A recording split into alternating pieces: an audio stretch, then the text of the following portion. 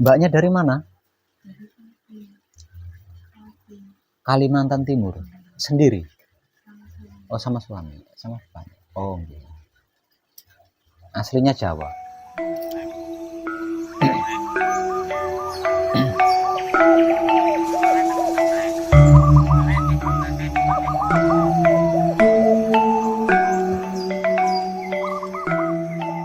Untuk semuanya.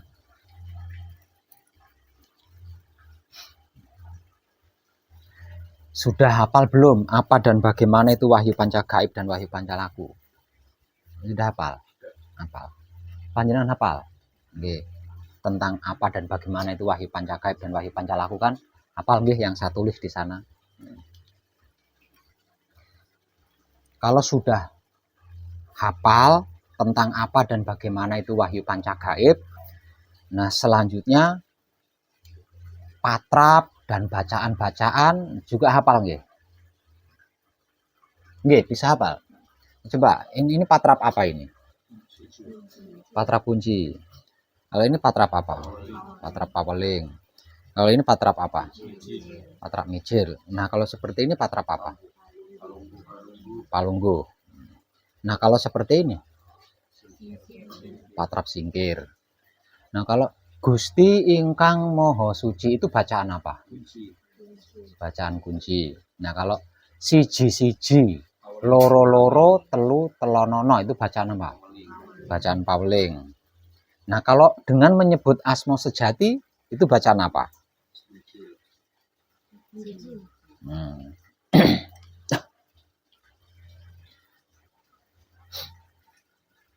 Itu penting loh ya. Itu penting loh. Artinya itu juga panjenengan harus hafal. Karena itu perjalanan itu. Jadi patrap terus membaca bacaan yang sesuai dengan patrapnya itu sebuah perjalanan hidup itu. Perjalanan hidup sebelum di dunia ini. Jadi jenengan harus hafal itu. Soalnya banyak Gusti ingkang Moho Suci kula nyuwun pangapura itu hafal banget. Itu bacaan apa nggak tahu. Itu bacaan apa bingung. Begitu juga patrap-patrap. Ketika nanti kalau panjenengan sampai di tahapan manekung puncaknya, nanti kan saya ajak masuk ke aula untuk saya temani. Nah, itu kan saya nyebut di situ.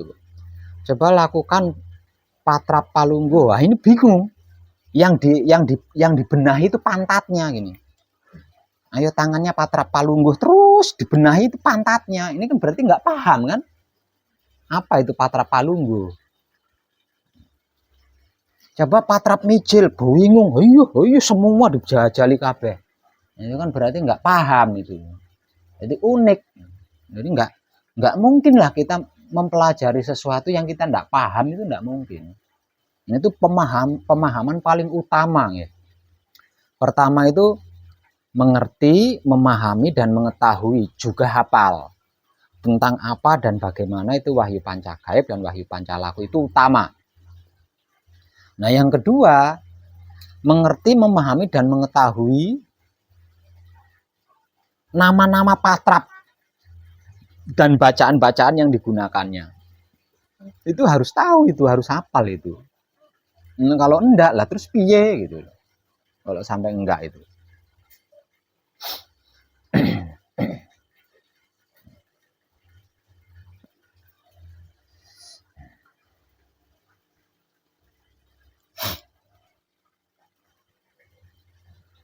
Nah, terus yang ketiga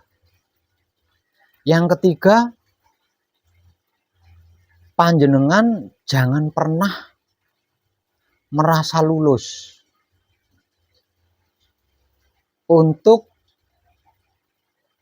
mencari tahu tentang wahyu pancalaku ketika sebagai sifat dan ketika sebagai sikap. Cari terus selahnya untuk jenengan pribadi itu di mana gitu. Misal contoh, wahyu pancalaku sebagai sifat. Yang pertama adalah pasrah kepada Gusti. Kepasrahan menurut panjenengan itu loh, kliknya di mana gitu loh. Itu harus jenengan cari terus itu. Harus jenengan cari terus. Karena apa? Karena kepasrahan setiap orang itu karakternya berbeda-beda gitu ya. Berbeda-beda. Lah panjenengan harus menemukan talenta panjenengan sendiri.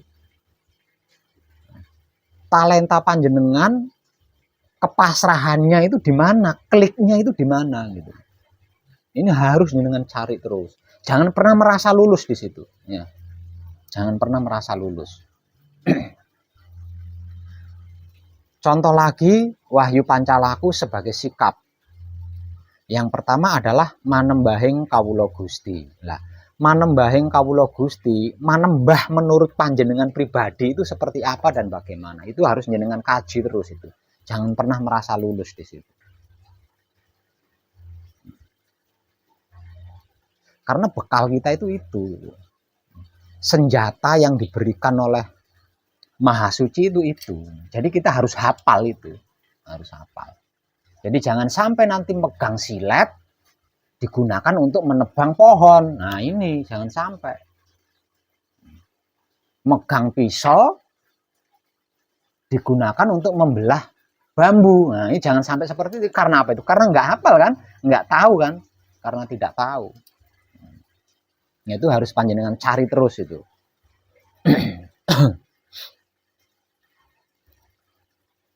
Satu misal contoh, pasrah itu seperti ini. Nah, jangan berhenti, cari lagi lain. Bentuk kepasrahan yang lain dicari lagi.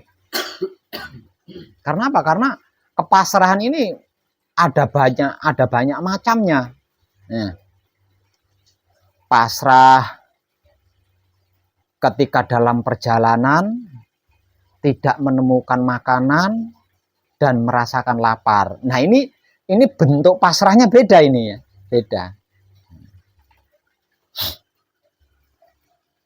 Atau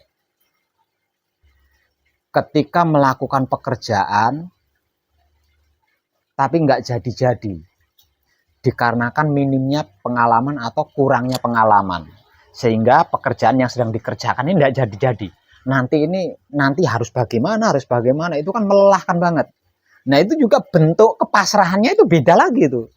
Makanya cari terus di situ, cari terus.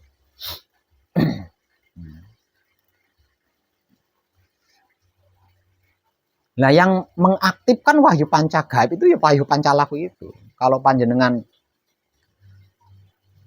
ilmu pengertiannya, ilmu pemahamannya, dan ilmu pengetahuannya tentang wahyu pancalaku atau iman ini mumpuni, nggak ada non aktifnya ini wahyu pancagaib, nggak ada non aktifnya, aktif terus dia. Karena apa? Karena punya alat kan, dia punya alat. Dia bisa melakukan sesuatu karena ada alatnya. Alatnya itu wahyu pancalaku atau iman yang kita pahami. Itu alatnya wahyu pancagaib. Nah kalau wahyu pancalakunya buntu, ya dia nggak punya alat. Wahyu pancagaib ini nggak punya alat. Karena nggak punya alat, dia nggak bisa melakukan sesuatu.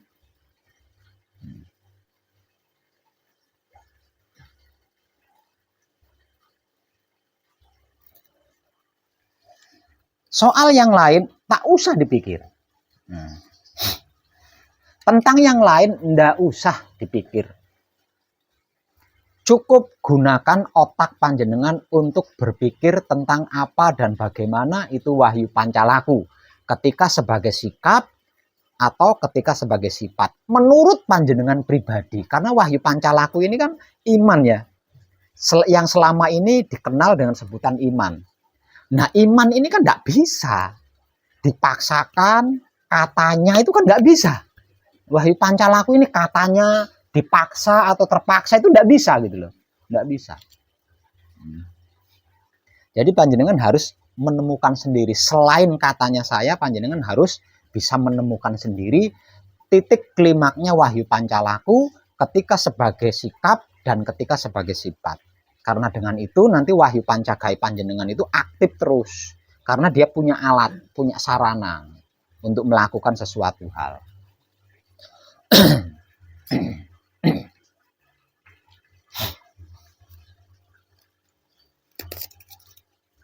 Tentang yang lain ndak usah dipikirkan. Tentang yang lain soal apapun itu ya. Tentang yang lain soal apapun ndak usah dipikirkan. Loh, kan kita hidup di dunia ini perlu makan, perlu minum, ndak usah dipikirkan. Untuk bisa mendapatkan uang kan harus bekerja, harus berusaha, ndak usah dipikirkan itu. Nggak usah dipikirkan. Kenapa saya memberikan motivasi nggak usah dipikirkan itu? Karena itu sudah terbungkus oleh pertobatan panjenengan. Dan malam ini saya akan mencerahkan panjenengan tentang tobat yang sejatinya atau yang sesungguhnya. Nah, selama ini manusia kan takut dengan yang namanya tobat, itu kan takut ya.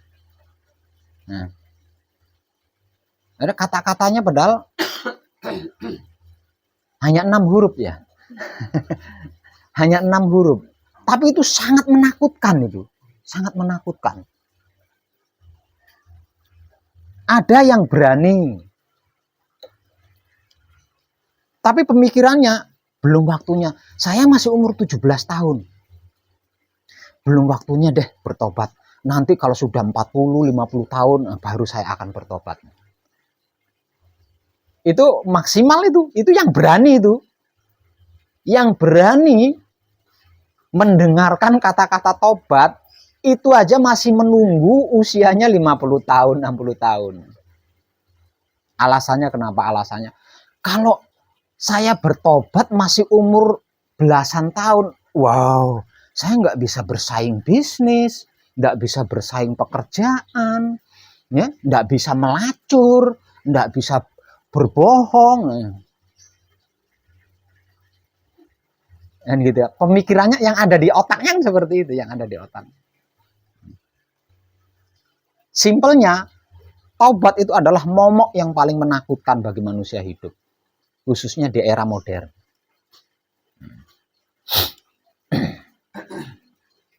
Sehingganya karena saking takutnya dengan yang disebut tobat, maka seseorang itu akan menggunakan teknik-teknik lain. Yang digunakan adalah teknik-teknik lain selain bertobat. Padahal bertobat itu satu-satunya teknik yang paling tepat. Satu-satunya teknik yang paling tepat, satu-satunya teknik yang terbaik, satu-satunya teknik yang terdekat. Dan satu-satunya teknik yang termudah. Gratis pula, tobat itu nggak bayar. Nggak dipungut pajak kan. Tapi dikarenakan itu sudah menjadi momok bagi dirinya, dia sisihkan tobat ini, dia cari teknik-teknik lain selain bertobat. Dan uniknya lagi, teknik apapun yang digunakan itu tidak menjadikan dia jera. Padahal teknik apapun yang digunakan itu tidak ada satupun yang mengantar dia kesuksesan, itu tidak ada. Tidak ada satupun yang bisa mengantarkan dia ke kesuksesan, itu tidak ada. Tapi tidak jera-jera. Gagal, ganti lagi teknik lain. Gagal, ganti lagi teknik lain. Begitu mendapatkan motivasi tentang tobat, tunggu dulu. Nanti nunggu usia saya 50 tahun. Sekarang saya mau cari teknik-teknik lain dulu. Ya. Unik kan manusia. Nah.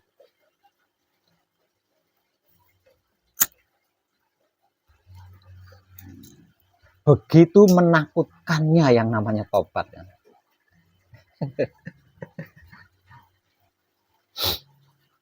Terus yang kedua. Yang kedua ini tentang yang dimaksud Tuhan ini.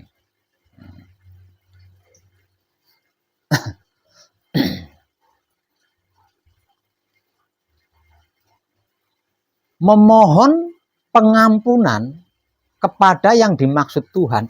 Ini juga momok yang menakutkan loh. Ini juga momok yang menakutkan loh. Setelah tobat tadi. Setelah tobat tadi.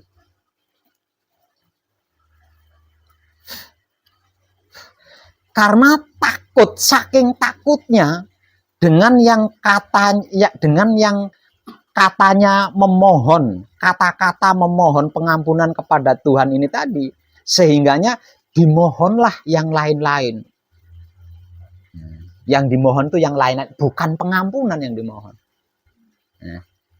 Yang dimohon umur panjang, yang dimohon sehat, yang dimohon lancar rezekinya, yang dimohon sukses bisnisnya, yang dimohon dagangannya laris, yang dimohon banyak cowok yang jatuh cinta, yang dimohon banyak cewek yang jatuh cinta. Yang dimohon itu bukan pengampunan, karena saking takutnya. Unik kan manusia. Padahal memohon pengampunan itu adalah satu-satunya permohonan yang terindah. Nggak ada yang lebih indah dari itu.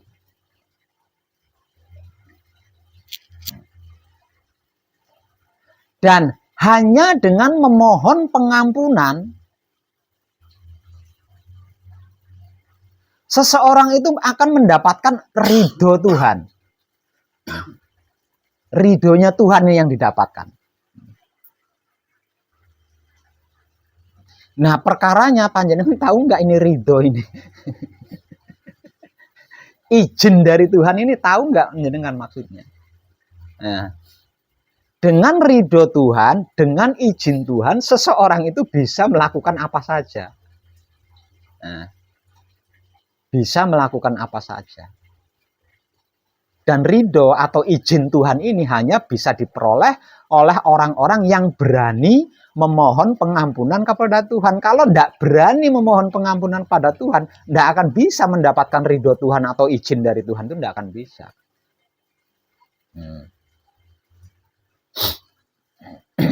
Ada kalanya berani memohon pengampunan kepada Tuhan.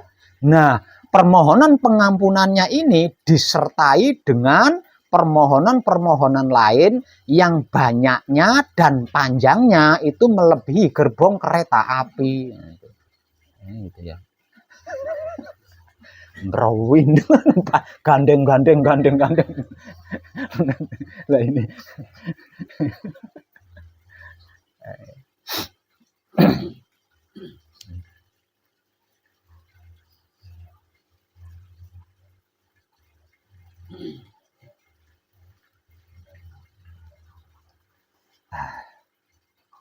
Terus yang ketiga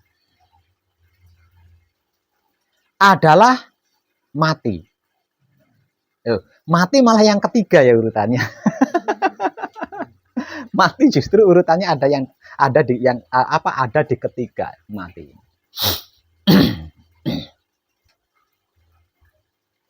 Hampir semua manusia hidup itu takut sama yang namanya mati. Takut. Kenapa? Karena ketika seseorang mengalami kematian, maka dia akan kehilangan semua yang dia miliki, termasuk kelaminnya. Ini yang membuat seseorang takut. Ya.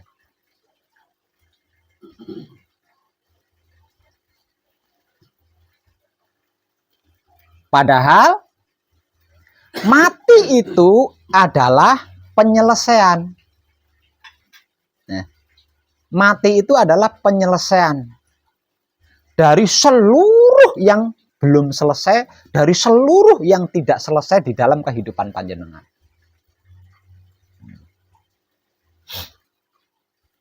Jadi bisa dikatakan mati adalah jalan keluar. Mati itu adalah satu-satunya jalan keluar dari kehidupan di dunia ini. Untuk bisa keluar dari kehidupan di dunia ini, selain mati itu nggak ada.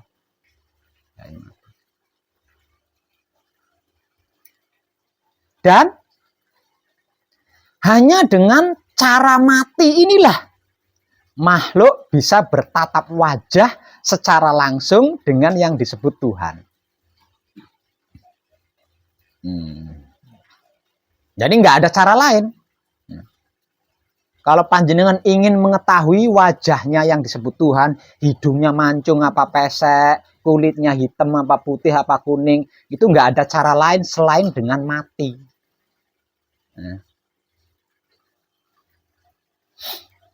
Dan seluruh makhluk akan mengalami itu. Karena itu perjanjian, gitu loh. Karena itu perjanjian antara makhluk dengan Tuhannya. Jika waktumu aku anggap sudah cukup, maka engkau harus menghadapku. Itu perjanjian itu.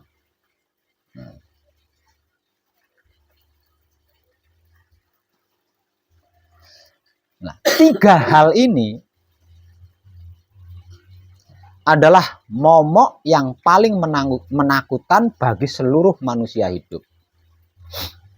Padahal 3 hal inilah kehidupan manusia yang sesungguhnya di dunia ini.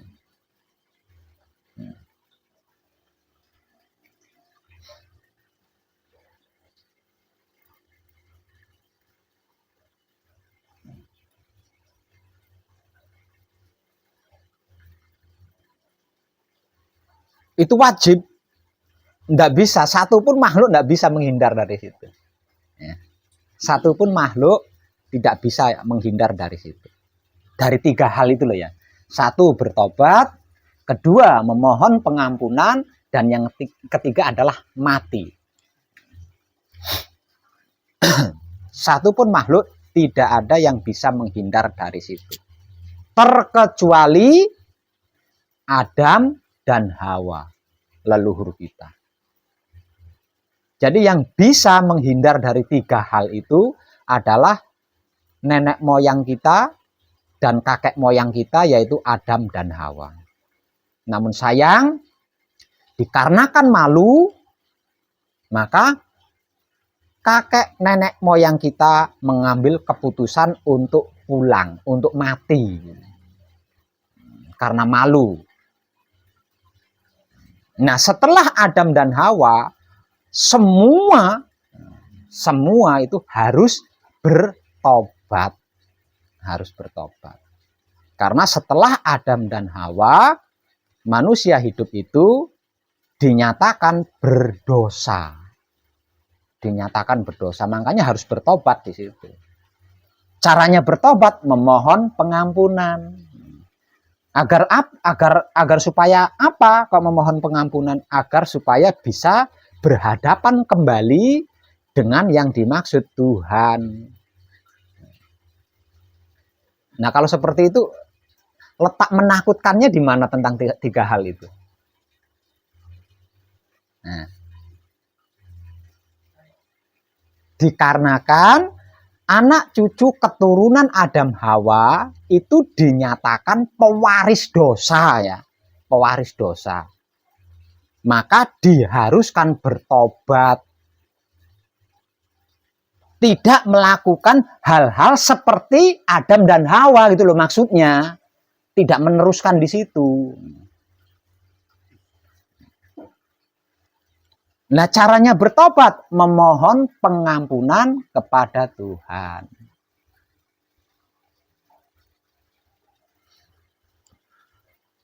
Apa hasil daripada memohon pengampunan? Secara awam ya pasti diampuni kan?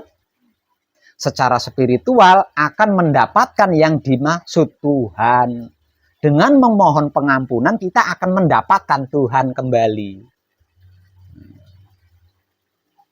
Sebelum bertobat dengan cara memohon pengampunan kita tidak mendapatkan Tuhan gitu. Tuhan kita itu tidak jelas statusnya di mana, cewek apa cowok, di timur apa di barat, nggak tahu, nggak jelas statusnya. Karena kita belum bisa menghaki. Untuk bisa menghaki Tuhan lagi seperti awalnya tadi, seperti awalnya sebelum kita dilahirkan, maka kita diharuskan bertobat. Artinya berhenti tidak melakukan atau tidak meneruskan kesalahan-kesalahan yang pernah dilakukan oleh Adam dan Hawa. Gitu. Nah, caranya bertobat, memohon pengampunan, senantiasa memohon pengampunan, bukan memohon yang lain gitu. Itu tidak disuruh kamu minta rezeki pada aku, minta uang, enggak disuruh gitu. Disuruh minta pengampunan itu. Disuruh meminta pengampunan. Lah, dengan memohon pengampunan tersebut kita akan memperoleh Tuhan kembali. Nah, kalau kita sudah memperoleh Tuhan, mau apa jenengan? Lawang Tuhan itu maha segalanya. Nah, kalau sudah seperti itu, letak menakutkannya di mana? Bilang gitu. Letak menakutkannya di mana?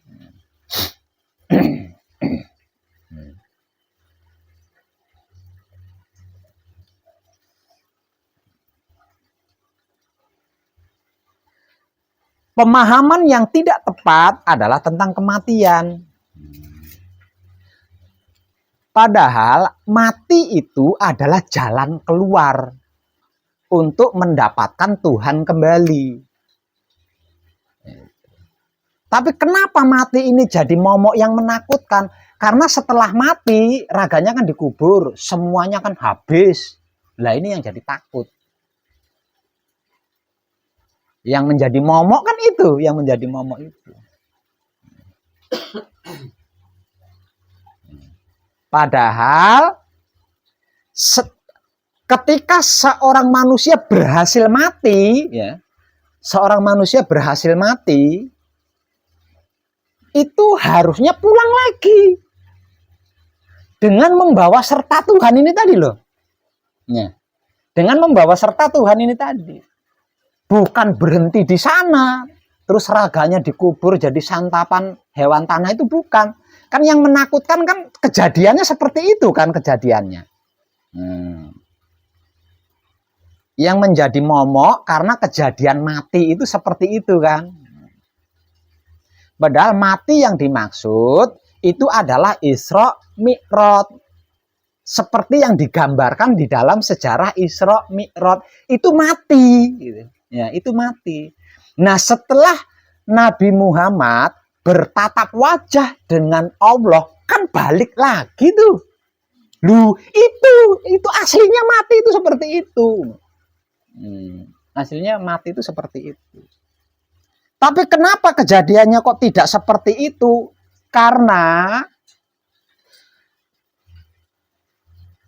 tidaknya melakukan pertobatan dan tidaknya memohon pengampunan menjadikan durasi bertemu dengan Tuhan ini tadi sangat lama. Perbandingannya berapa itu? Ya, sangat lama.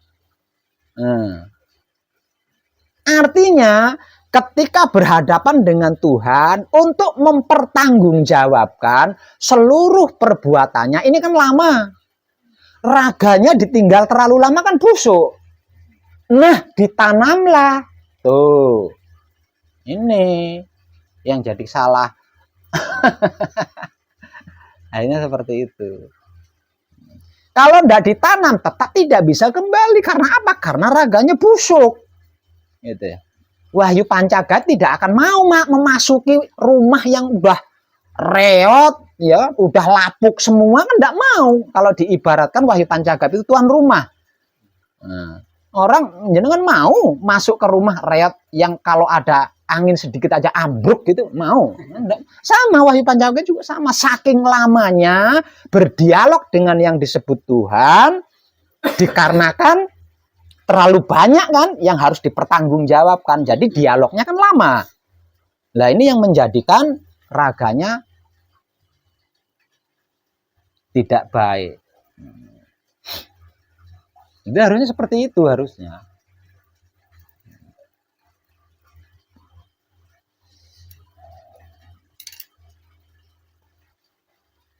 Nah, setelah bertemu dengan yang dimaksud Tuhan, ini balik lagi ke raga, membawa apa? Membawa tugas baru lagi sebagai manusia baru. Karena Tuhan itu Maha Pengampun, jadi seluruh peramal perbuatannya tadi yang kemungkinan banyak nggak baiknya itu diampuni. Oke, kalau dengan bahasa humor ya, oke, masa lalumu aku ampuni, tapi saya beri tugas lagi kamu. Ini selesaikan dengan baik. Nah, tugas baru ini dibawa lagi pulang. Masuk lagi sebagai manusia baru dengan tugas baru, tapi wujudnya tetap sama, tidak ganti wujud.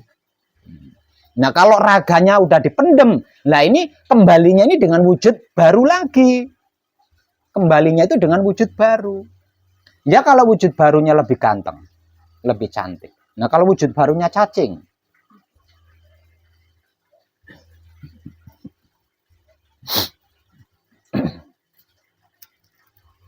Nah, kematian yang sesungguhnya itu adalah seperti itu. Jadi kematian itu bagian dari fase kehidupan berspiritual. Puncaknya itu, puncak mati itu. Tapi mati ini tidak akan bisa dicapai kalau belum memohon pengampunan. Lah, memohon pengampunan menjadi percuma kalau belum bertobat. Karena apa? Karena malam ini mohon ampun, besok melakukan lagi.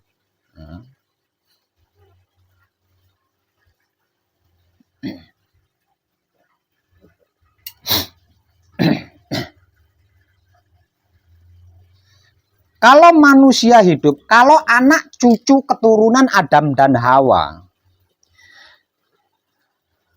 dilahirkan ke dunia ini hanya untuk seperti itu, lalu bagaimana dengan makan minumnya kami? Loh,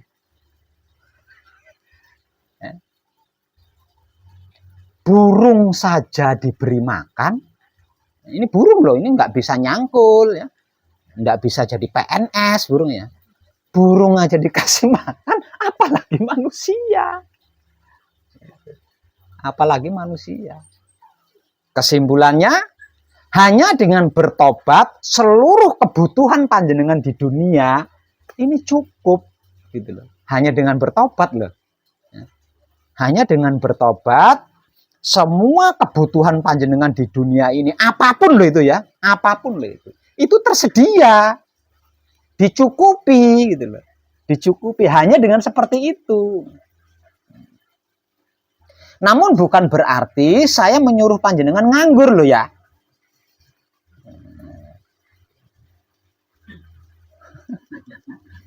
Wah, berarti Pak Web sama dengannya nyuruh saya nganggur, ini enggak boleh kerja ya. Gawat dengan.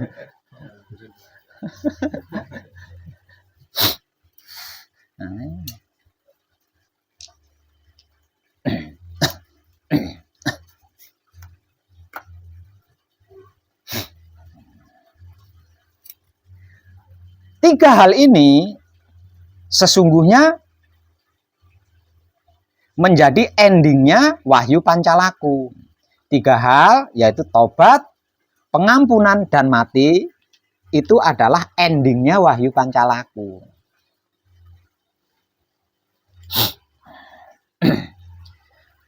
Ketika panjenengan melakukan tiga hal yang sudah saya sampaikan tadi secara bertahap, yaitu mulai dari tobat, terus bermohon pengampunan secara kontinu, pada akhirnya kan akan mendapat mat di hati, mat di hati. Jadi iman di hati, kekuatan iman di dalam hati, bukan perpisahan antara hidup dan raga, bukan ya. Itu panjenengan sudah tidak meragukan Tuhan. Ketika itu terjadi pada diri panjenengan, berarti panjenengan sudah tidak menghina yang dimaksud Tuhan lagi. Sudah tidak meremehkan yang dimaksud Tuhan lagi. Sudah tidak meragukan lagi. Nah, selama ini apapun yang kita lakukan kan sesungguhnya itu justru menghina kan? Menghina yang dimaksud Tuhan. Meremehkan yang dimaksud Tuhan, meragukan yang dimaksud Tuhan. Apapun bentuk upayanya loh.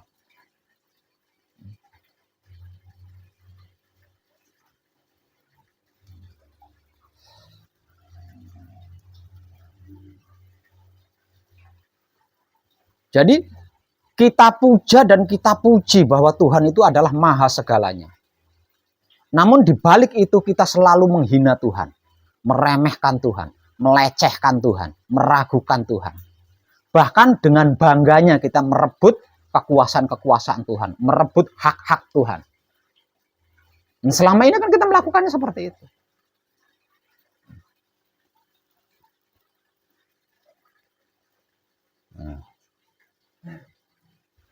Dianggapnya Tuhan beragama, itu sudah meremehkan sekali itu. Nah, kalau Tuhan itu beragama berarti ada yang lebih hebat dari Tuhan kan? Karena apa? Karena Tuhan harus menjalankan akidah dan kaidah agama. Hebat mana agama sama Tuhan? Ya? Nah, kalau kita menganggap bahwa Tuhan itu beragama A, beragama B, berarti ada yang lebih hebat daripada Tuhan, yaitu agama. Sebab jika Tuhan itu beragama, berarti Tuhan juga harus ikut menjalankan akidah dan kaidah agama. Berarti Tuhan juga harus sembahyang.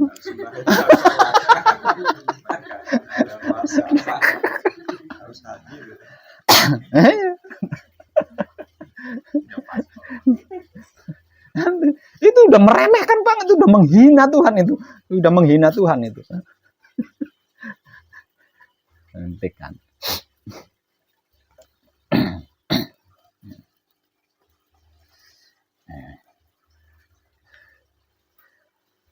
Jika panjenengan tidak ikut mengasumsi bahwa Tuhan itu berada di agamaku, maka bersiap-siaplah untuk masuk neraka. Ini gawat ini. Diancam kan?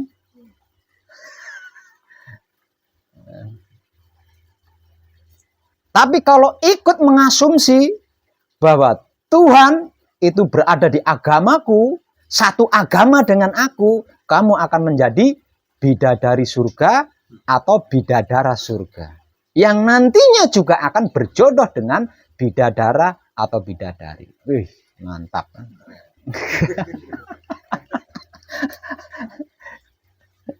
Ini pemikiran macam apa?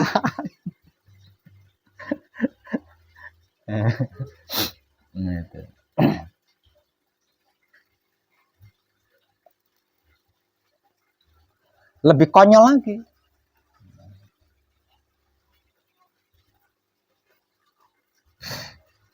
Sebagai seorang hamba yang patuh kepada Tuhan, kamu harus beriman kepada ini, harus beriman kepada ini, harus beriman kepada ini, kepada ini. Waduh, imannya ini dibagi-bagi banyak banget.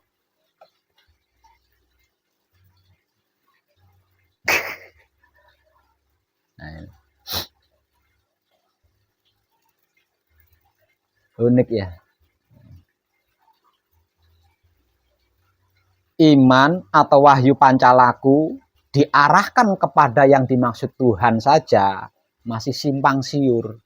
Ditambah lagi harus beriman ini, harus mengimani ini, harus mengimani itu. Aduh, ribet banget.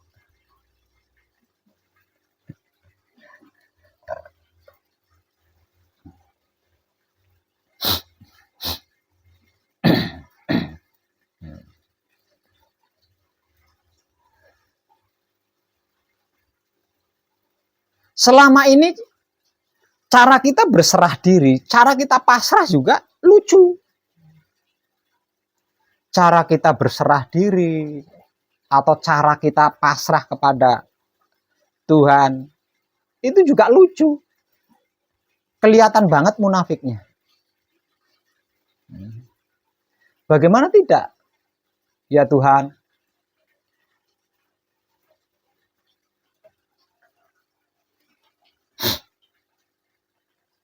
aku tidak layak menempati surgamu. Ya.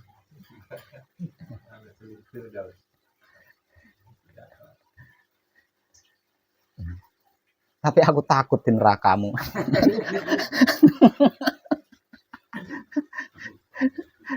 Doa munafik itu.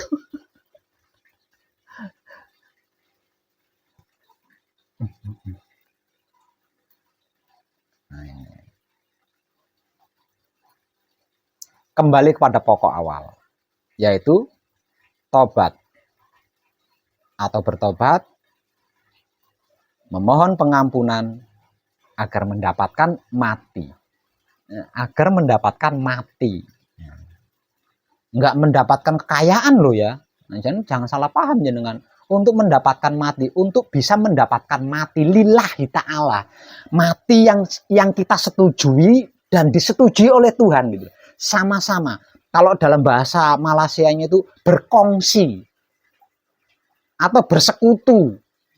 Kematian yang bersekutu antara saya dengan Tuhan saya. Loh, ini kematian yang kalau itu sebuah keindahan, nggak ada yang lebih indah dari itu, nggak ada. Kematian atas dasar persetujuanku dan persetujuan Tuhan. Itu kalau digambarkan sebuah keindahan, nggak ada yang indahnya melebihi itu nggak ada.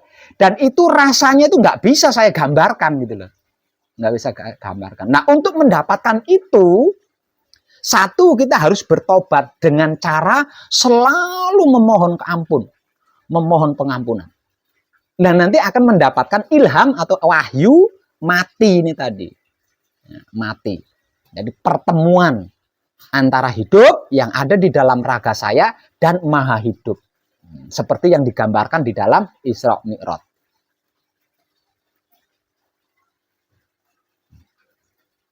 Dan itu seluruh kebutuhan panjenengan tercukupi. Apapun masalah panjenengan terselesaikan. Hanya seperti itu tak loh. Nah, ini yang susah itu kan gimana ya?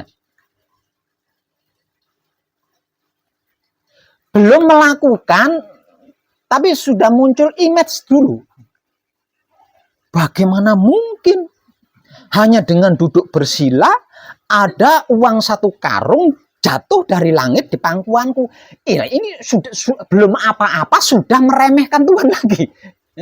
Belum apa-apa sudah meremehkan, sudah menghina Tuhan lagi. Bagi Tuhan apa sih yang tidak mustahil?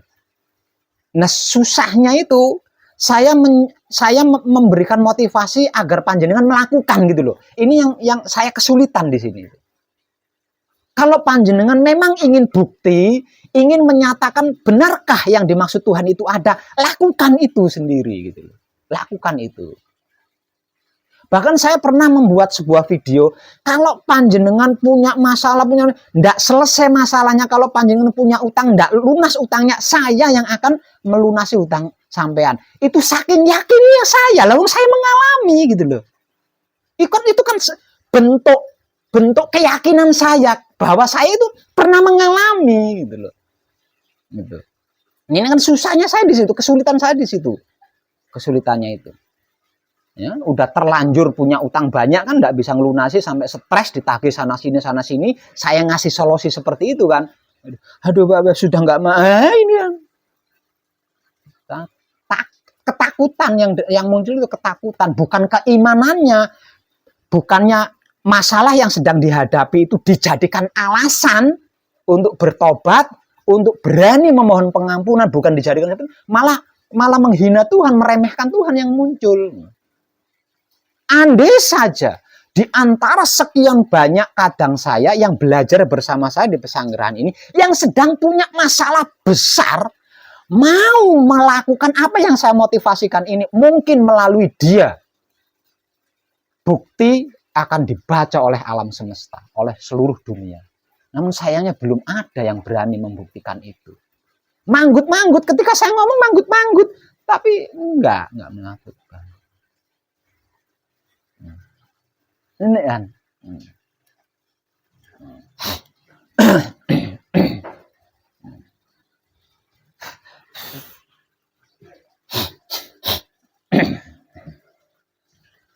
Tidak semua tokoh agama, itu pecundang. Ya. Tidak semua tokoh agama itu munafik. Tidak semua tokoh agama itu munafik dan pecundang. Tidak semua. Ada beberapa di antaranya yang tidak pecundang dan tidak munafik.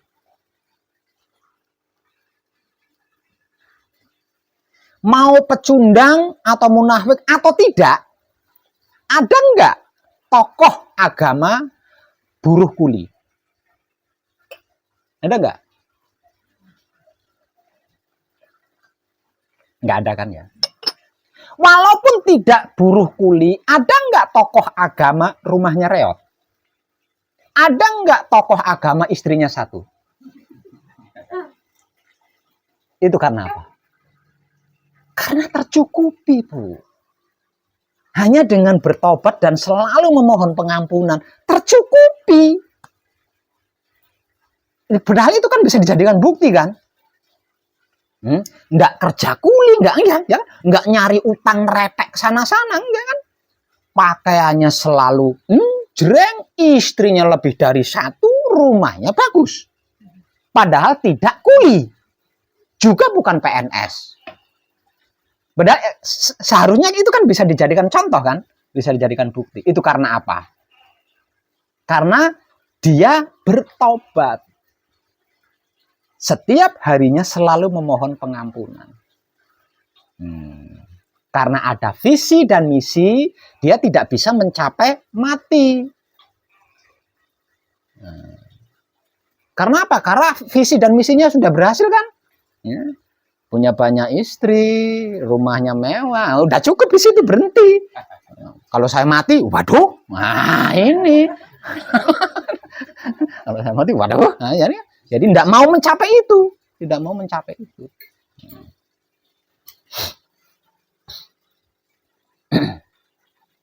Tapi tidak semua tokoh agama loh ya, enggak semua. Ada beberapa di antaranya bukan tidak menggunakan pertobatan dan tidak memohon pengampunan, tidak menggunakan itu, tapi menggunakan teknik-teknik lain untuk mengelabui pengikutnya. Itu juga sama, mewahnya sama. Tapi belum sampai di ujung, baru di pertengahan apa? Jatuh kan? Jatuh.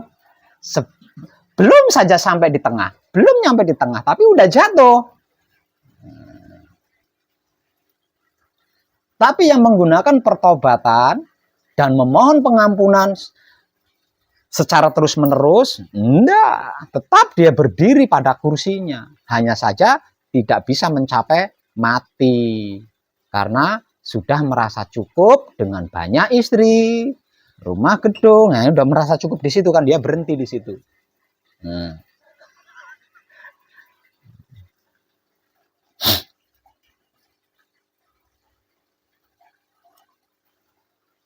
Ketika memberi motivasi universal, tapi belum tentu dia melakukan. Karena apa? Karena dia sudah melakukan yang terbaik. Bertobat dan memohon pengampunan itu terbaik dari seluruh ibadah loh. Makanya walaupun dia, kamu harus sembahyang segini, baca ini segini, dia tidak teradili karena dia sudah melakukan ibadah terbaik, gitu loh. Maksudnya sudah melakukan ibadah yang terbaik.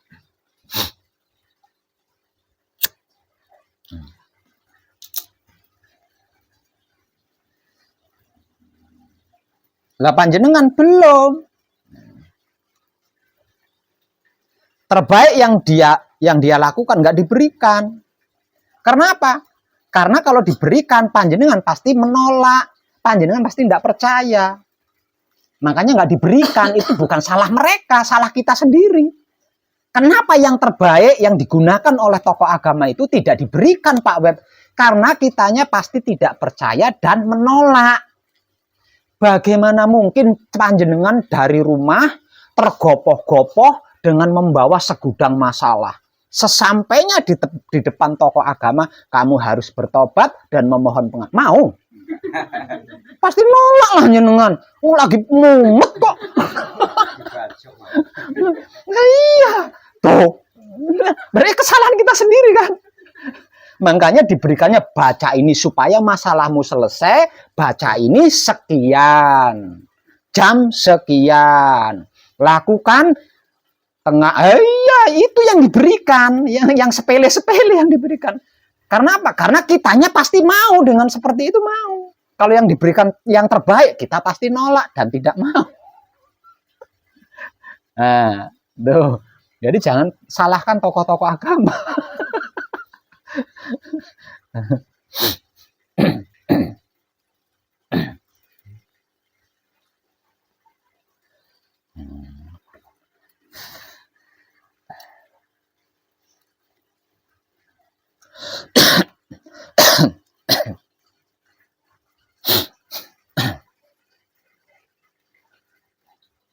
Lah terus lagi. Sesungguhnya taubat, kata taubat ini bukan sesuatu yang sangat menakutkan. Kenapa? Karena taubat ini bukan berarti, dengan kata-kata taubat ini bukan berarti panjenengan orang kaya harus menghabiskan kekayaannya kemudian nol. Panjenengan seorang pembisnis, pedagang, meninggalkan bisnisnya, meninggalkan dagangannya. Panjenengan orang yang sudah bersuami istri, sudah tidak bisa lagi di atas ranjang. Bukan seperti itu. Bukan seperti itu. Tobat itu bukan seperti itu. Artinya kalau sudah bertobat, waduh berarti saya sudah nggak bisa ngecrut lagi nih. Nah, kan kesalahpahamannya kan di situ. Nggak ada kaitannya, tobat itu nggak ada kaitannya dengan seperti itu.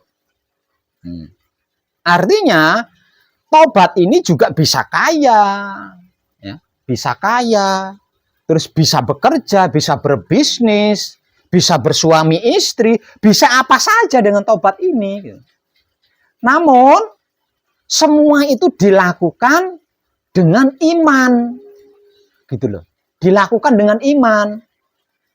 Berhartanya dilakukan dengan iman, pekerjaannya dilakukan dengan iman, bisnisnya dilakukan dengan iman, suami istrinya dilakukan dengan iman, pergaulannya dilakukan, semuanya dilakukan dengan iman, tidak seperti dulu lagi.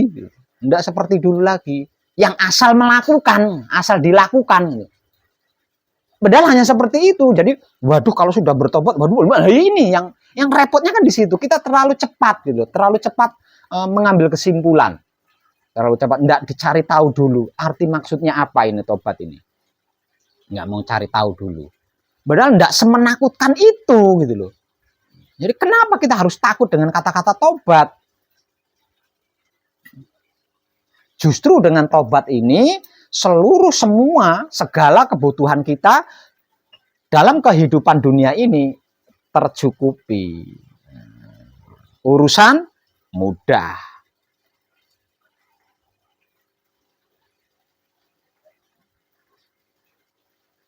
Kok bisa begitu? Karena kita memiliki yang disebut Tuhan, gitu loh. Jadi kita akan dituntun oleh Tuhan. Jadi semua tindakan kita itu selalu tepat. Tindakan-tindakan kita itu tidak merugikan diri kita, tidak merugikan orang lain, tidak menyakiti diri kita sendiri, tidak menyakiti orang lain, karena dituntun oleh Tuhan.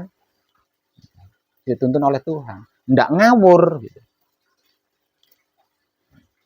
Jadi aslinya indah, dengan bertobat itu aslinya indah. Gitu. Aslinya indah, sudah indah, apapun yang kita butuhkan ada. Hanya dengan bertobat. Apapun yang kita butuhkan, tidak perlu diminta, itu tidak perlu. Diminta, dimohon itu tidak perlu. Karena apa? Karena burung saja diberi kok. Apalagi manusia, ya. Burung saja diberi. Tidak selembar daun kering pun yang jatuh ke bumi yang aku tidak tahu. Yang itu bukan aku. Apa artinya selembar daun kering yang jatuh ke bumi dibandingkan dengan manusia? Jadi apapun tidak usah diminta, tidak usah dimohon. Yang harus kita minta, yang harus kita mohon adalah pengampunan dari Maha Suci. Jangan yang lain. Karena yang lain selain itu sudah diberikan kepada kita. Hanya saja kitanya nggak tahu kan. Karena yang memberi kitanya nggak tahu. Apalagi yang diberi kan. Kayak gitu.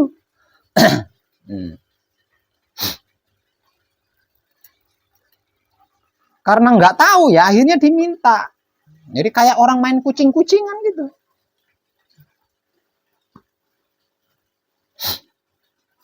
Tuhan sudah ngasih beras.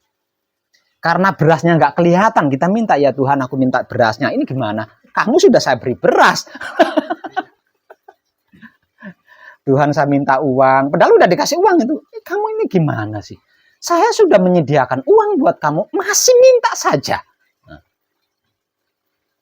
Kapan kamu minta pengampunan?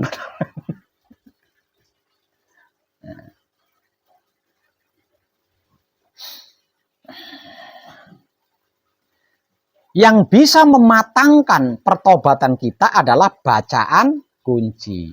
Bacaan kunci, membaca kunci berarti memohon pengampunan. Semakin mesra cara panjenengan membaca kunci, berarti semakin halus, semakin indah pengampunan yang akan diberikan oleh Maha Suci. Tapi kalau baca kuncinya kasar, ya mungkin balasannya juga kasar. Misalnya contoh, Gusti ingkang Maha Suci, kamu ini memohon pengampunan apa marahin saya?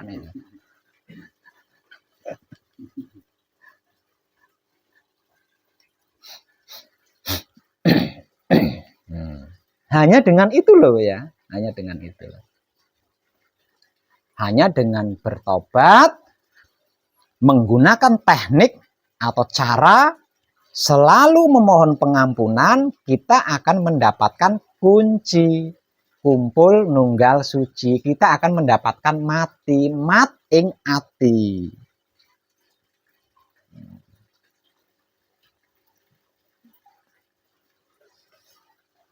Namun sayangnya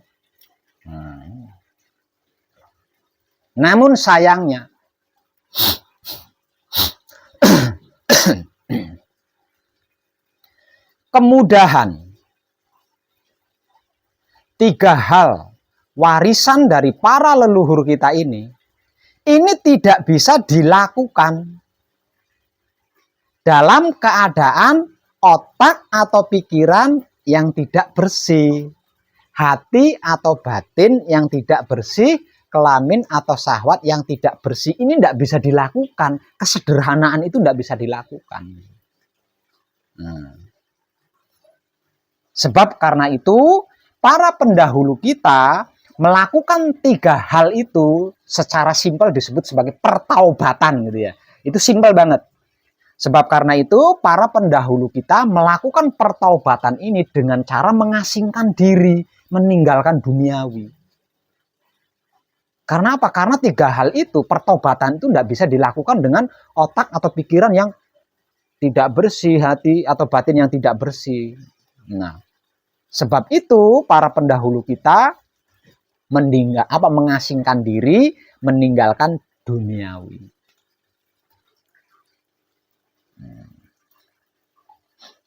Sebab karena itu 99%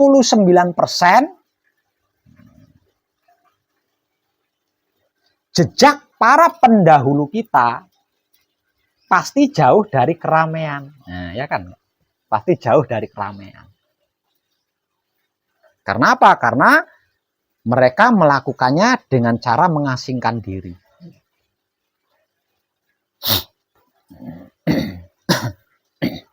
Nah, kita enggak.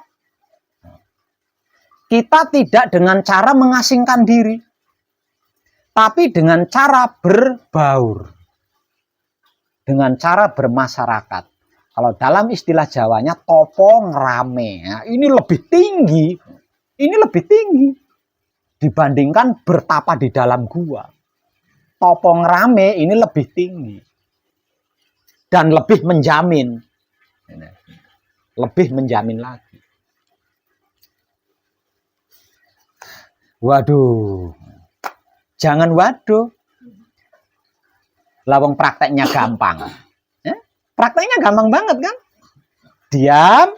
Ketika bersamadi setelah melakukan patrap, di luar patrap samadi, menikmati rasanya kelakuan sendiri, menggunakan kesadaran cinta kasih sayang hidup.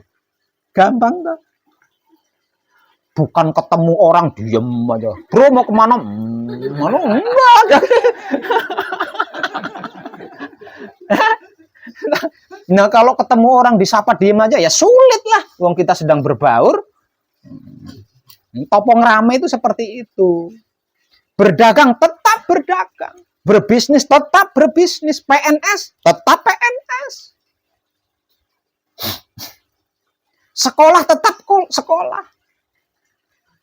Kerja tetap kerja, tapi semuanya itu kita nikmati rasanya menggunakan kesadaran cinta kasih sayang hidup. Gampang tak? Berkeluarga tetap berkeluarga, pacaran tetap pacaran, selingkuhan tetap selingkuhan.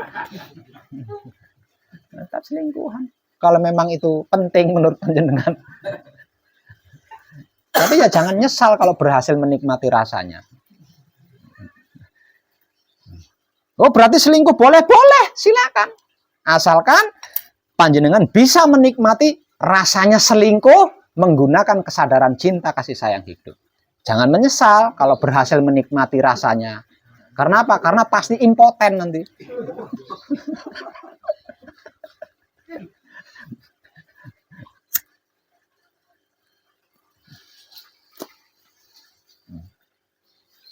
Nah, jadi nggak nganeh-nganehi, nggak neko-neko, wajar-wajar saja, natural-natural saja.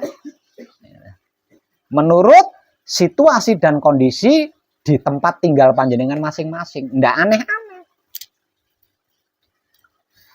Di tempat saya kental dengan religi A, kental dengan religi B. Jangan neko-neko, jangan aneh-aneh, lakukan saja sesuai situasi dan kondisi tempatnya panjenengan masing-masing. Hanya saja nikmati rasanya dengan kesadaran cinta kasih sayang hidup.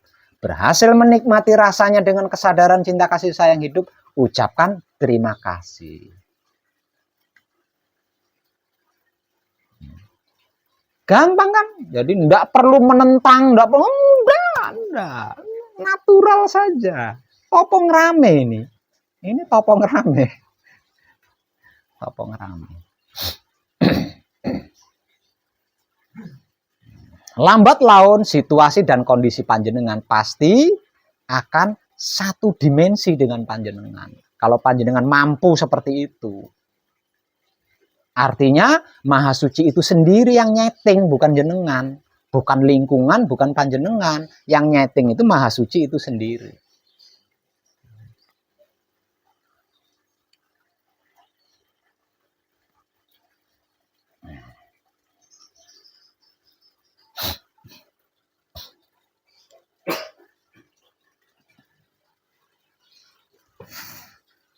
Hanya dengan seperti itu.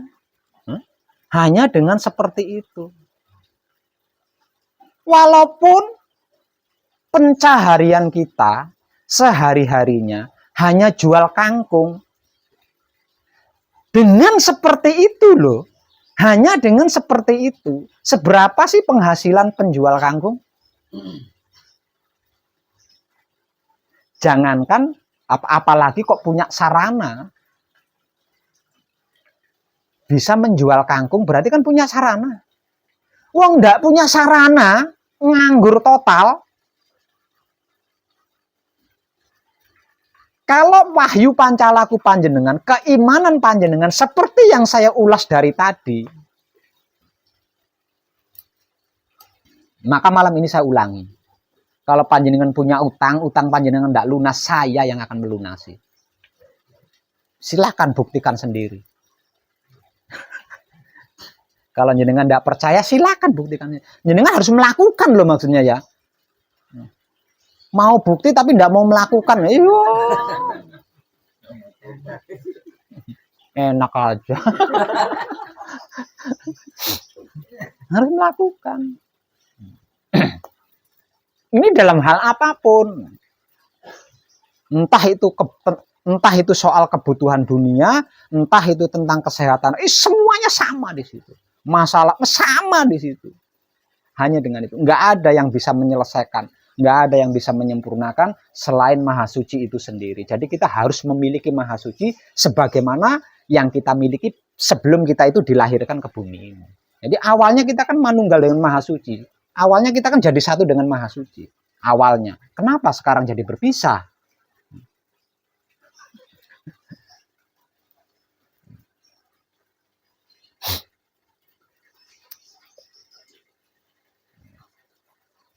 Hanya gitu toh.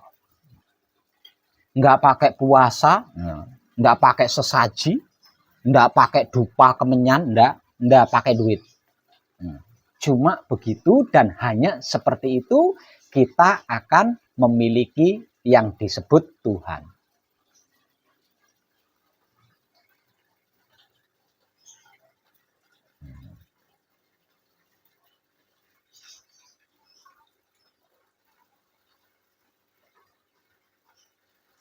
Nah ini kalau tidak diawali dengan tobat, gawat. Gawat.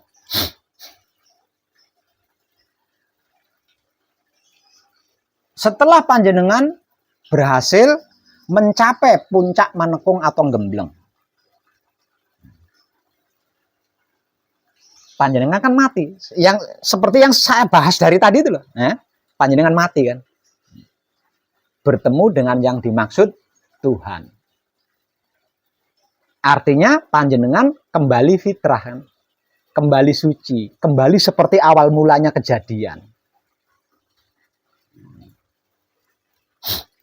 Jangan takut, ini saya temani. Artinya panjenengan saya tarik balik lagi ke raga. Jadi nggak mungkin jenengan betah di sana itu. Nah, mbak kembali lagi masuk ke raga kan.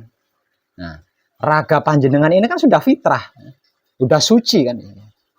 Nah, kalau tidak diawali dengan tobat, panjenengan ini suci ini akan ternoda lagi. Ya, suci ini akan mudah ternoda lagi. Akan mudah ternoda lagi. Nah, kalau sudah ternoda lagi, ini tidak bisa diulang. Ini jenengan harus mati dulu, mati beneran. Mati karena dipaksa oleh malaikat maut, bukan karena persekutuannya. Mati karena dipaksa oleh malaikat maut, nah, terus ganti raga, lahir kembali. Nah, ini baru bisa melakukan manekung atau gembleng lagi. Kalau nggak gitu, nggak bisa. Itu rawan di situ. Nah, kalau tidak diawali dengan bertobat itu rawan di situ. Karena apa? Kalau tidak bertobat, ngulang lagi kan? Kalau nggak tobat kan ngulang lagi kelakuan konyol dulu itu diulangi lagi. Kurang 2 kali lagi nih. Nah, ini.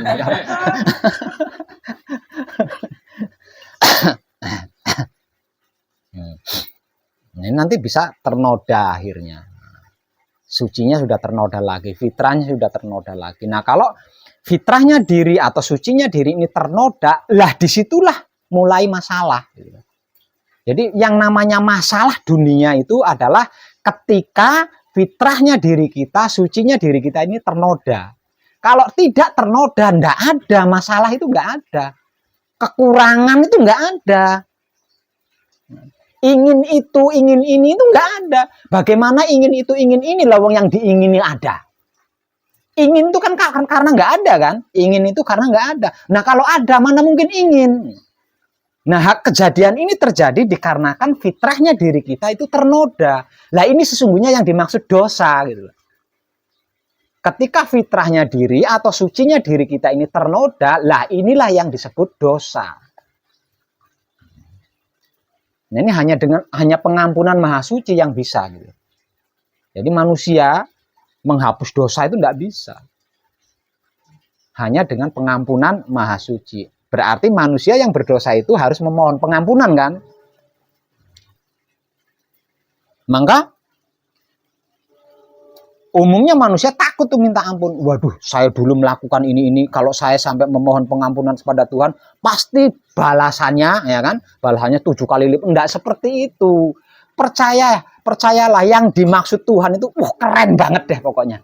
Keren. Kalau panjenengan pernah melihat sesuatu yang indah di dunia ini, itu nggak ada apa-apanya dibanding keindahan yang dimaksud Tuhan. Jadi jangan pernah takut sama yang namanya Tuhan. Dan Tuhan itu nggak pernah ngancam kita, nyuruh kita, kamu harus, nggak pernah, nggak.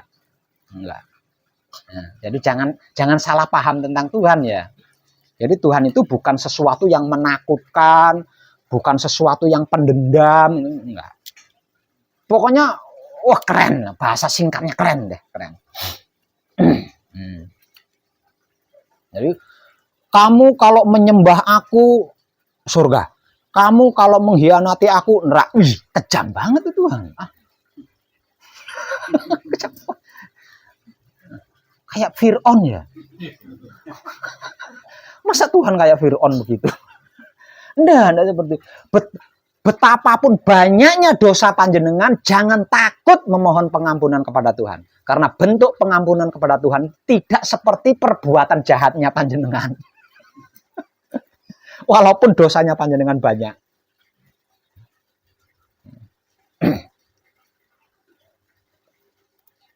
Ada kalanya kalau saya itu rindu, ingin bercinta sama Tuhan, itu saya berbuat dosa. Saya berbuat dosa dulu, kemudian saya memohon pengampunan. Nah, Tuhan mengampuni kan? Iya, tak peluk. Itu.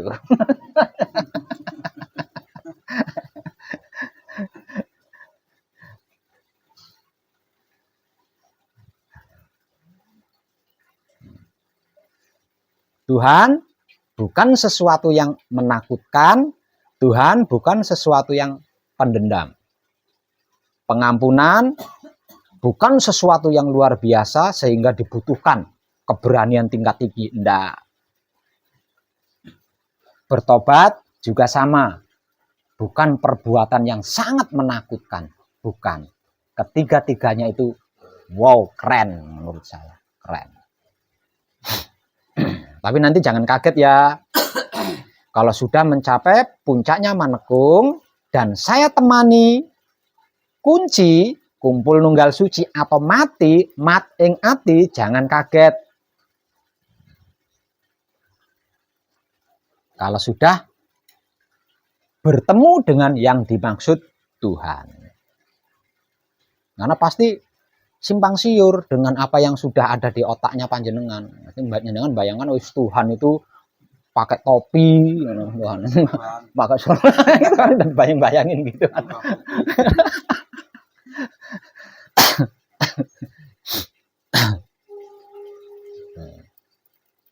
Dan setelah itu ingat panjenengan bertobat yang artinya sudah berhenti. Jadi apapun hal-hal yang negatif, yang buruk jangan diulang lagi karena itu dapat menodai lagi kesucian panjenengan atau kuncinya panjenengan. Nah, kalau kuncinya panjenengan ternoda lagi, sucinya panjenengan ternoda lagi atau fitrahnya diri panjenengan ternoda lagi, panjenengan akan bermasalah lagi. Sudah bermasalah, mengheningkan ciptanya juga susah. Kalau fitrahnya diri kita, sucinya diri kita, atau kuncinya diri kita ini tidak ternoda, begitu kita duduk mau bercinta dengan Tuhan, ini langsung bisa mengheningkan cipta, bisa langsung ning, jadi enggak semua, enggak. Enggak. Iya bisa langsung mantap. Jadi enggak butuh waktu lama. Lama. Begitu duduk langsung hening. Begitu duduk 3 ciptanya langsung bisa hening. Jadi tidak butuh lama-lama. Dikarenakan bisa mengheningkan cipta dengan mudah, patrapnya enak, samadinya juga enak, tidak bermasalah. Patrapnya menjadi kurang enak, sama kurang enak apa nggak enak lah ya, bukan kurang enak lagi, memang nggak enak ya. Patrapnya nggak enak, samadinya nggak enak, itu dikarenakan kita tidak dalam mengheningkan cipta. Jadi masih ada proses ya, masih ada proses pembersihan otak atau pikiran, pembersihan hati, itu masih ada proses pembersihan di situ. Nah nanti kalau panjenengan berhasil mencapai fitrahnya diri atau sucinya diri, ini habis ini kan, ya, habis. Patrap samadhi itu tidak mengalami ini tidak mengalami itu lagi, kecuali kalau panjenengan nodai lagi, gitu loh. Kalau panjenengan nodai lagi, yang kumat lagi, iya duduk rasanya di sini, Jakarta, Bali, iya kelihatan semua tuh, padahal jauh tuh, ya berpuluh-puluh kilo, Bali itu, Jakarta kan berpuluh-puluh kilo. Raganya sih tapi jelas banget di otak itu. Ih, Tugu Monas. Iya, udah terukir kan di sini. Ya, kayak gitu. Itu karena apa? Karena ciptanya tidak hening dan kita berusaha mengheningkan cipta tidak berhasil. Beda nanti ketika panjenengan sudah manunggal jati, sudah kunci, sudah kembali kepada fitrah atau sucinya diri. Ini udah blank, jangan blank. Apapun yang pernah mendogma otak panjenengan ini hilang. Tapi itu akan kembali lagi kalau ternoda. Makanya saya selalu menekankan syaratnya adalah bertobat agar supaya enggak kumat lagi nanti selesai manekung, selesai gembleng enggak kumat lagi gitu loh. Enggak melakukan hal-hal di masa lalu lagi.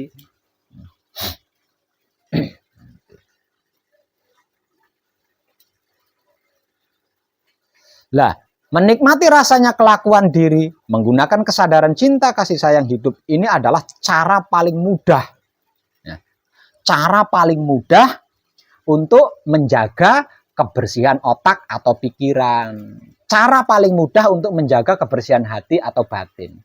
Cara paling mudah untuk menjaga kebersihan kelamin atau syahwat. Selain itu, nggak ada caranya yang mudah, itu nggak ada.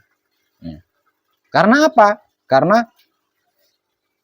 ini sederhana aja, jenengan jalan ke suatu tempat, menuju ke suatu tempat, jenengan jalan menuju ke suatu tempat. Ada sesuatu yang menarik, Nah, karena panjenengan sedang menjaga otak atau pikiran, ditutup mata panjenengan. Saya sedang menjaga otak atau pikiran. Itu sudah pamrih. Itu sudah pamrih. Keinginan menjaga kebersihan otak atau pikiran itu sudah pamrih. Saya harus bisa menjaga kebersihan otak atau pikiran. Itu enggak ego itu. Enggak ego. Nah. Tapi hanya dengan menikmati rasanya kelakuan diri, menggunakan kesadaran cinta kasih sayang hidup, apapun itu, ego, pamrih, arogan enggak akan bisa menyentuh. Artinya, kebersihan otak atau pikiran kita akan terjaga. Tanpa kita niati, tanpa kita ingini. Makanya saya katakan, itu terbaik. Semakin asik jenengan di situ, semakin sibuk panjenengan di situ, semakin panjenengan tidak punya waktu. Itu tetangga bisa beli motor, itu dapat tuyul dari mana ya? Itu enggak punya waktu untuk berbicara seperti itu, enggak punya. Karena asik kan, asik sibuk menikmati rasanya kelakuan diri. Jadi waktu-waktu untuk bermaksiat itu jenengan nggak dapat. Nah, secara tidak disengaja otak atau pikiran panjenengan kebersihannya udah terjaga di situ, udah terjaga. Nah, kalau kondisinya seperti itu, jenengan mau apa aja, butuh apa saja pasti ada, kalau kondisinya di situ.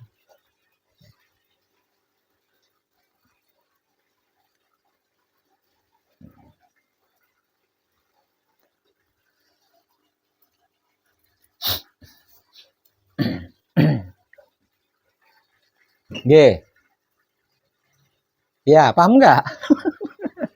Sederhana kan aslinya. Hanya sangat sederhana. Soal selain itu Pak Web, lakukan saja secara natural. Nggak usah aneh-aneh, nggak usah neko-neko. Lakukan saja secara natural. Bermasyarakatlah dengan alami, dengan natural, dengan apa adanya. Nggak usah neko-neko. Yang penting rasanya ternikmati dengan kesadaran cinta kasih sayang hidup. Setiap kali berhasil menikmati rasanya, jangan lupa bersyukur. Jangan lupa mengucapkan terima kasih. Nah, nanti kalau panjenengan lancar di situ, samadinya, diam ketika bersamadi ini lancar juga. Karena diam ketika bersamadi ini bergantung di sini tadi loh ya. Bergantung ketika kita menikmati rasanya kelakuan ini. Nah, bergantung di situ.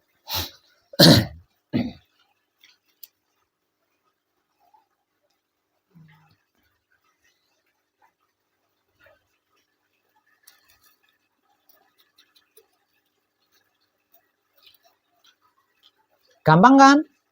Makanya saya betah di sini. Gampang itu saya nggak mau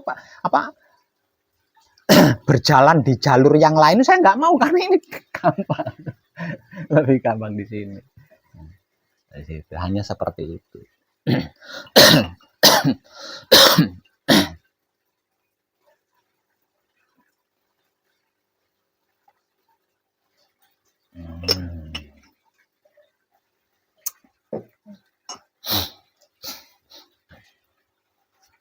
Dan kadangan kita malam ini cukup nggih.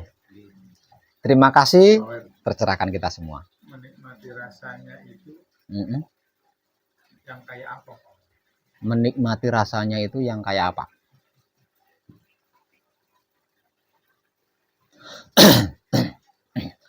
Panjenengan duduk seperti itu, mana yang ada rasanya? Nah, itu yang panjenengan nikmati. Rasa itu yang panjenengan nikmati. Jangan fokus. Kesadaran cinta kasih sayang hidup. Nah, rasa itu yang panjenengan nikmati dengan kesadaran cinta kasih sayang hidup. Jangan fokus. Kalau fokus nggak enak nanti ujungnya, endingnya tidak enak, klimaknya juga nggak enak kalau panjenengan fokusi, gitu.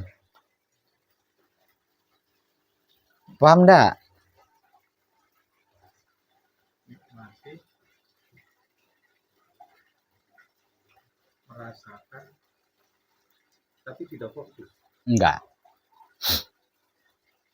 Jadi seliwat gitu. Tidak juga. Jadi bagaimana?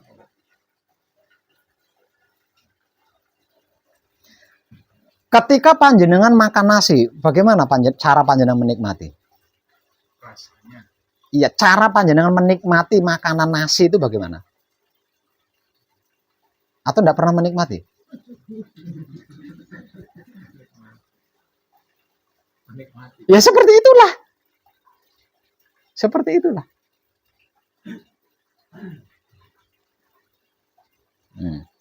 Apakah cara panjenengan menikmati rasanya makanan nasi itu dengan membayangkan nasi yang ada di rumah makan Padang? Enggak kan? Ya begitulah. Seperti itulah. Ya, jangan menikmati apa yang ada di piring itu kan? Nah, ya itulah seperti itulah. Nah, tapi ingat di situ ada kesadaran cinta kasih sayang hidup. Paham nggak jenengan? Ada kesadaran cinta kasih sayang hidup. Oh, ya, paham nggak? Yang cinta kasih sayang hidup itu yang belum klik. Artinya panjenengan menikmati rasa yang ada di kaki itu tidak dengan kebencian, tidak dengan keluh kesah, tapi dengan cinta kasih sayang, dengan kejelian, dengan kepasrahan, dengan penerimaan. Nah,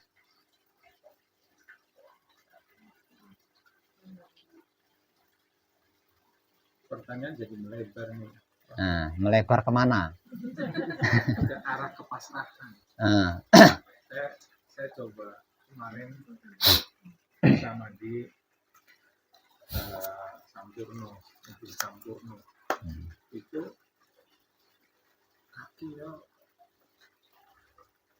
Nah itu kita coba pasrah sesuai dengan pancalaku, pasrah menerima keputusan Gusti, dan yang ketiga itu memberikan kuasa Gusti di situ, memfasilitasi, mempersilahkan. Tapi tidak berhasil. Bukan tidak berhasil. Lawang panjenengan sedang manekung.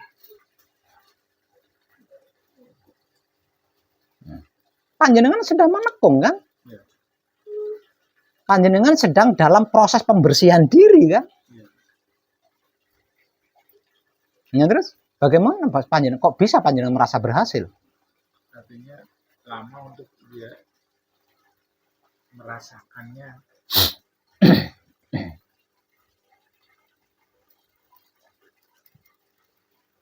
Ya gimana dulu panjenengan ini gimana coba?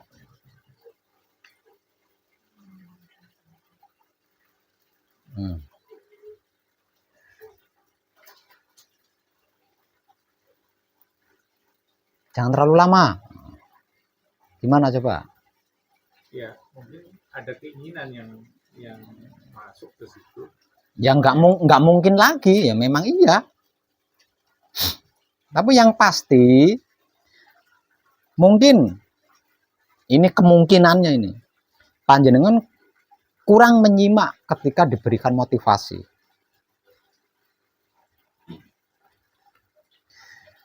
Ketika motivasi tentang Patrap Samadhi Mijil Sampurno itu diberikan, ada di antaranya penjelasan sebagai berikut. Bahwasanya Patrap Samadhi Mijil Sampurno adalah proses membersihkan dan menyempurnakan seluruh dosa-dosa, seluruh karma-karma, seluruh salah-salah. Ya. Bagian itu jenengan nyimak enggak? Nah kalau bagian itu panjenengan nyimak, kenapa panjenengan tidak bisa menerima ketika diproses pembersihan, ketika dibersihkan?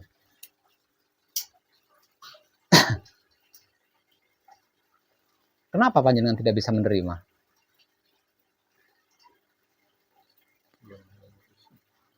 Hah? Ya kan?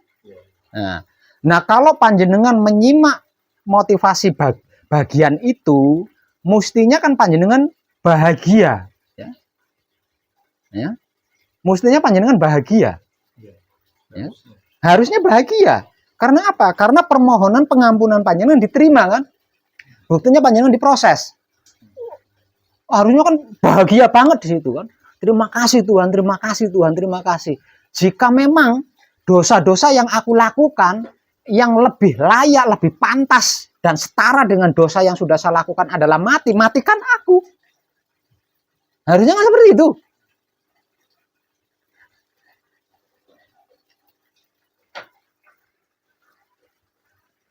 Gimana?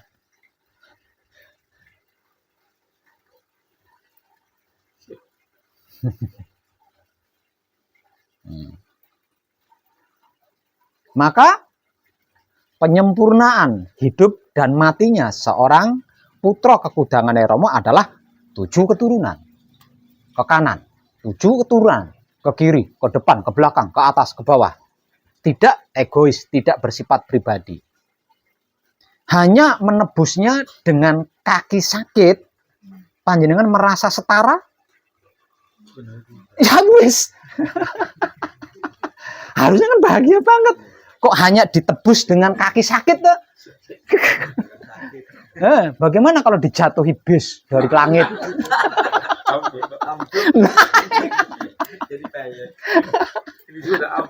Lah iya. Nah, bahagia harusnya bahagia. Nah, karena bahagia itu tadi panjenengan bisa menikmati rasa sakit di kaki itu dengan cinta kasih sayang. Bahkan tidak menutup kemungkinan ketika rasa sakit di kaki itu hilang jenengan nyari karena saking cintanya gitu loh. Mana ya? Saking cintanya.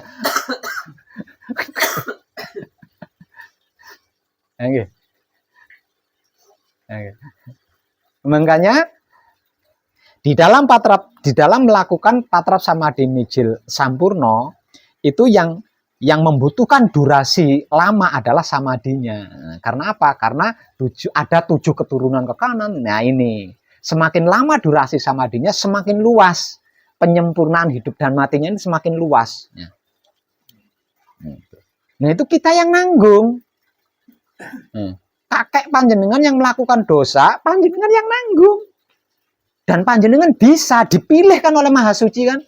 Karena apa? Karena panjenengan Maha Suci tahu jenengan mampu menanggung karma itu kan. Makanya panjenengan dipilih dan panjenengan mengalaminya. Bahagia banget itu. Panjenengan bisa menebus karma-karmanya leluhur, kan bahagia banget harusnya.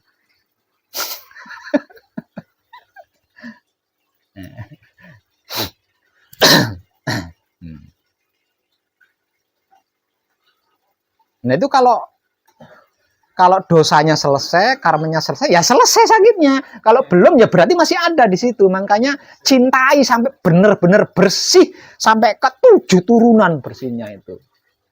Terus kalau belum bersih terus ya Tuhan, kalau belum bersih terus kan gitu.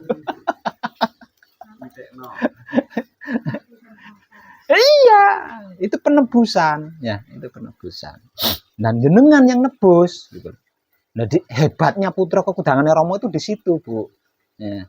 Jadi ndak egois, kita ndak untuk diri sendiri, tapi untuk seluruh keluarga besar kita. Dan keluarga besar kita ndak tahu loh apa yang kita lakukan. Apa nggak luar biasa tuh? Apa nggak luar biasa? Jadi kita harus rela, karena memang kita pewarisnya kan, Bu? Iya kan? Siapa lagi lah, kita pewarisnya kok. Jadi kita harus rela menjadi penebusan itu tadi. Agar supaya keluarga besar kita yang sudah tidak ada berhasil mencapai kesempurnaan. Nah, keluarga besar kita yang masih ada, keselamatannya tersempurnakan melalui penebusan kita. Luar biasa sekali di situ. Ya. Nah, di situ secara hakikat kita sudah mensurgakan kedua orang tua, bahasa awamnya itu ya, sudah mensurgakan kakek nenek kita, sudah mensurgakan keturunan-keturunan kita, sudah banyak sekali di situ. Tapi itu bergantung dari seberapa lama samadinya panjenengan. Itu proses yang sangat merindukan. Sekarang saya nggak mengalami proses-proses seperti itu. Jadi ada kalanya saya rindu proses-proses seperti itu. Ini karena panjenengan masih dalam proses, ya, proses pembersihan yang panjenengan mungkin belum punya rindu.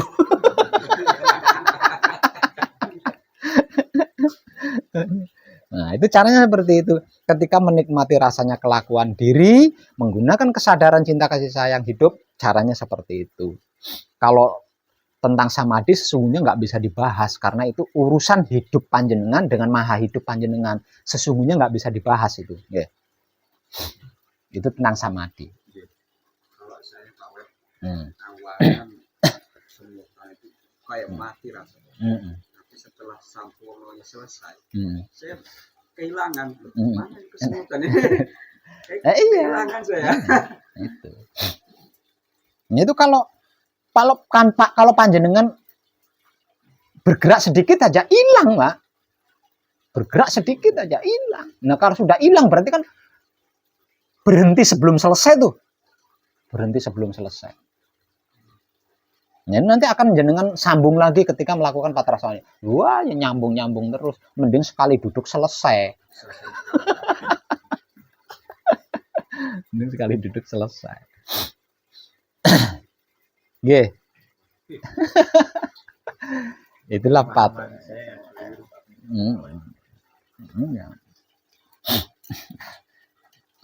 Jadi kalau patrap samadhi mijil sampurno itu untuk menjaga kebersihan otak atau pikiran, menjaga kebersihan hati atau batin, menjaga kebersihan kelamin atau syahwat, itu patrap samadhi mijil sowan. Nah, kalau patrap samadhi mijil sampurno itu untuk membersihkan otak atau pikiran, membersihkan hati atau batin, membersihkan kelamin atau syahwat. Itu patrap samadhi mijil sampurno. Kata-kata saya kan seperti itu. Tapi di sisi lain kan ada banyak video-video yang menjelaskan 7 keturunan, ya kan? Wah, kan gitu. Nah, kalau patrap samadhi mijil toto lenggah itu untuk membuka pintu gerbang otak atau pikiran, yaitu cakra otak, untuk membuka pintu gerbang hati atau batin, yaitu cakra jantung, untuk membuka pintu gerbang kelamin atau syahwat, yaitu cakra kelamin. Itu patrap samadhi mijil toto lenggah. Jadi sendiri-sendiri fungsinya, dan itu 3 itu yang terpenting. Jadi ada banyak patrap samadhi dengan mijil-mijil yang lain, itu ada banyak. Tapi terpenting dan terutama itu adalah 3 hal itu. Patrap samadhi mijil sowan, patrap samadhi mijil sampurno, dan patrap samadhi mijil toto lenggah. Itu terpenting dan terutama. Tapi mijil itu banyak. Nanti panjenengan kalau sudah selesai saya kasih kenang-kenangan buku. Lah di buku itu nanti ada banyak mijil ini, mijil ini, mijil ini. Oh, banyak sekali. Oh, sibuk mijal, mijil, lama-lama kemijilan.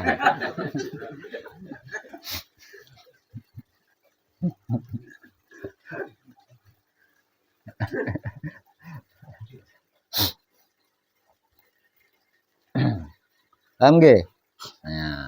Nah, terus supaya lebih klik lagi kembali ke menikmati rasanya kelakuan diri.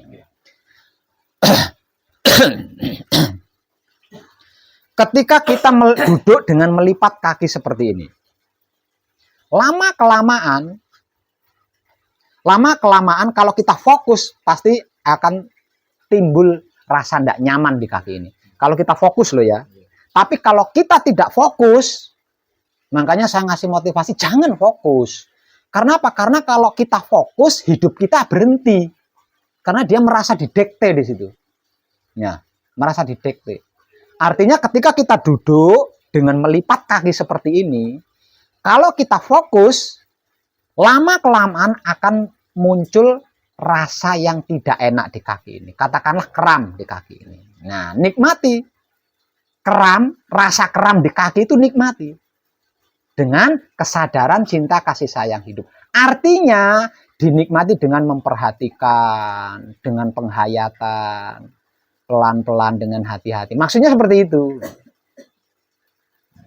Lah, ketika kita menikmati rasa kram di kaki dengan kesadaran cinta kasih sayang hidup, lama-lama kan kita tahu, keramnya kayak griming kayak gimana. Nah, berarti kita berhasil tuh, ya. Kita berhasil menikmati rasanya itu. Lah buktinya tahu. Nah, buktinya tahu. Nah, jangan lama-lama langsung ucapkan terima kasih ya gitu. Tapi ketika kita duduk dengan melipat kaki seperti ini, tapi kita tidak fokus loh ya. Sebelum muncul rasa tidak nyaman di kaki ini, hidup pasti akan menggerakkan. Gitu. Nah, jadi nggak jadi kram kan? Karena hidup menggerakkan dia sebelum rasanya nggak nyaman itu muncul. Karena nggak fokus lagi nih ya, karena nggak fokus.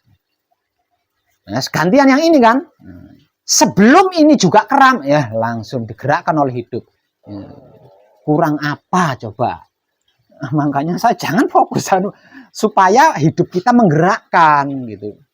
Dia berkuasa tentang rumahnya itu, dia berkuasa sepenuhnya. Tapi kalau kita fokus, dia berhenti. Nah, bisa.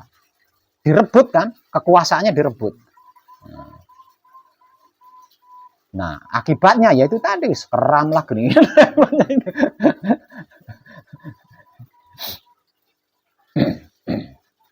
Paham Pak nggih? Paham? Mungkin yang lain ada pertanyaan? Jenengan yang dari Kalimantan? Cukup. Oke, kalau gitu kadangan kita malam ini cukup nggih. Terima kasih dan tercerahkan kita semuanya.